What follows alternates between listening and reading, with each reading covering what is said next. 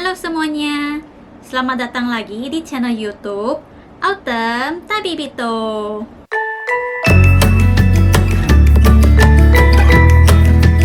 Negara Jepang merupakan negara yang rentan terhadap bencana alam karena iklim dan topografinya.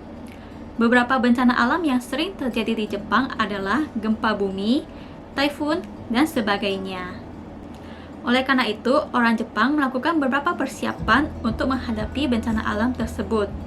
Nah, kira-kira apa ya yang mereka persiapkan? Di video kali ini, aku akan membaginya ke dalam 4 poin, yaitu yang pertama, menyetok kebutuhan harian. Yang kedua, mempersiapkan emergency bag. Yang ketiga, mengatur tata letak furnitur.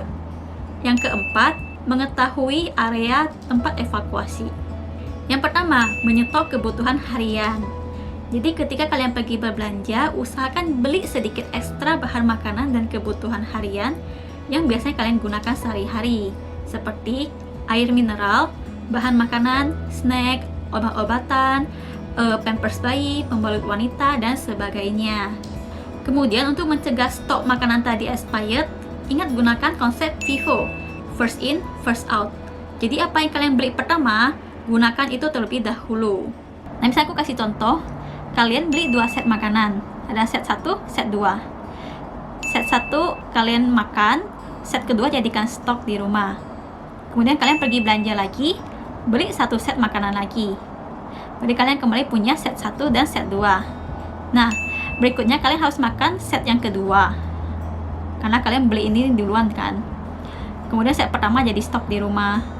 Setelah itu kalian belanja lagi, penuhi kembali si 2 set makanan tersebut. Nah, akan seperti itu terus.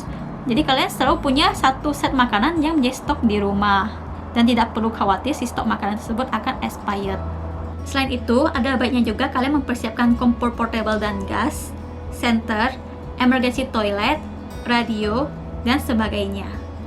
Yang kedua, mempersiapkan emergency bag. Emergency bag adalah sebuah tas, biasanya itu tas ransel ya, yang berisi barang-barang penting yang diperlukan saat evakuasi ketika bencana terjadi. Nah, untuk emergency bag ini tuh bisa dibikin sendiri atau kalian bisa beli yang udah bentuk setnya di home center atau beli online. Untuk harga itu bisa bervariasi ya, tergantung isinya, makin lengkap tuh makin mahal.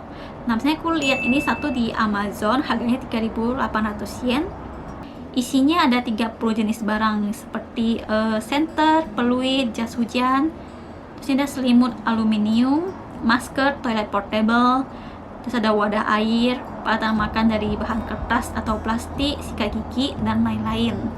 Di emergency bag ini kalian juga bisa masukin bahan makanan instan atau makanan kaleng yang bisa dikonsumsi secara langsung, atau misalnya cuma pakai air buat menyeduhnya. Lalu masukin juga obat-obatan dan dokumen penting. Kemudian kalau yang punya anak-anak, kalian bisa masukin susu bayi dan pampers bayi juga. Lalu si tas emergency ini kalian bisa letakkan di dekat pintu masuk atau di gengkang rumah, supaya kalau ada bencana bisa cepat ambil tasnya lalu pergi ke tempat evakuasi. Yang ketiga, mengatur tata letak furnitur. Untuk poin ini aku bagi jadi 2 poin lagi. Yang pertama adalah lakukan tindakan untuk mencegah barang jatuh. Caranya, kalian bisa pasang alas anti-slip di bawah TV atau di bawah rice cooker. Jadi kalau ketika gempa itu barang itu goyang kan, tapi nggak sampai jatuh. Kemudian kalau kalian punya lemari yang tinggi, kalian bisa pasang namanya tension pole. Jadi si tiangnya itu bisa diset ketinggiannya agar dia tuh nempel ke langit-langit. Karena yang berbahaya itu kayak lemari jatuh terus menimpa orang. Lalu bisa juga kalian pasang kaca film anti pecah. Kalau misalnya jendela pecah, pecahan kacanya itu bakal berserakan di lantai. Tapi dengan adanya kaca film ini, si pecahan itu bakal nempel ke stikernya. Jadi nggak berbahaya. Lalu poin yang kedua, jangan sampai ada furnitur yang menghambat jalur evakuasi kalian. Kebayang kalau mau evakuasi terus kalian kesandung meja, kesandung kursi, malah makin memperlambat proses evakuasi. Yang keempat, mengetahui area tempat evakuasi. Jadi di tiap daerah itu punya evacuation mapnya masing-masing. Kalian bisa cek di website City Hall atau tinggal Google aja. Ini aku punya contoh. Jadi seperti ini bentuk evacuation mapnya. Dia bakal kasih tahu di mana aja tempat-tempat yang kalian bisa kunjungi ketika kalian harus evakuasi. Nah, biasanya ada dua jenis tempat. Pertama itu kayak camp bantuan bencana, biasanya di sekolah SD dan SMP negeri. Yang kedua itu kalian bisa evakuasi juga ke area taman besar. Lalu untuk flow evacuation atau alur evakuasi itu seperti apa? Ini aku kasih lihat gambarannya. Ini kalau terjadi gempa bumi besar. Pertama-tama kalian harus pastikan rumah kalian aman atau tidak. Kalau rumah kalian aman, kalian tidak perlu evakuasi. Tapi kalau rumah kalian misalnya terbakar atau runtuh, kalian bisa evakuasi ke camp bantuan gempa bumi. Biasanya berupa SD dan SMP negeri.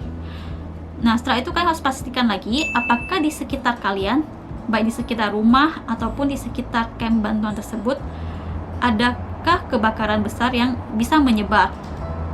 Kalau misalnya ada, kalian harus pindah ke area evakuasi lainnya seperti ke taman-taman besar.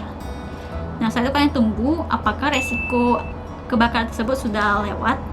Kalau udah lewat, kalian cek lagi rumah kalian aman atau tidak. Kalau rumah aman, ya udah kalian balik ke rumah. Kalau rumah nggak aman, kembali lagi ke camp bantuan gempa bumi tersebut. Seperti itu. Oke, sekian untuk video hari ini. Semoga video ini bisa bermanfaat ya buat kalian. Sampai jumpa lagi di video selanjutnya. Dadah!